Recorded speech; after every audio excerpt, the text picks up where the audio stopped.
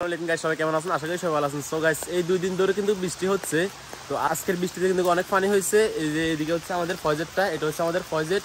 দেখুন আমাদের ফয়জেটের কি অবস্থা। এই যে এদিক দিয়ে অনেক পানি হয়ে গেছে, শুধুমাত্র জালগুলো থাকার কারণে এখন এই ফয়জেটটা থেকে আর মাছ বের হবে না। তো আজকে আপনাদেরকে আমি আমাদের পুরো বাড়ির আশেপাশে এরিয়াগুলো ঘুরে দেখাবো, দেখি কোন কোন জায়গায় ডুবে গেছে এগুলো আপনাদেরকে দেখানোর চেষ্টা করবো।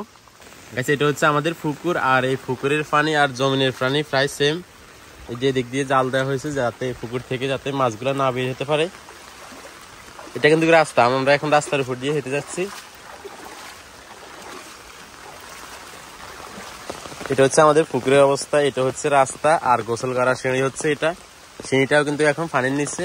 গাইস, এই যে সামনে এটা হচ্ছে ফয়জেট, আর এটা হচ্ছে এমনি যে ক্ষেতগুলো, এটা হচ্ছে এটা, আর এটা কিন্তু একটা রাস্তা। হাঁসগুলা গোসল করতেছে রাস্তাতে, অনেক পানি উঠে গেছে এখন রাস্তাতে। আমি যেহেতু গ্রাম নিয়ে ভিডিও করি তাই ভাবতেছি আপনাদেরকে এগুলো দেখার সুযোগ করে দেওয়ার জন্য, যেহেতু অনেকেই দেশের বাইরে আছেন।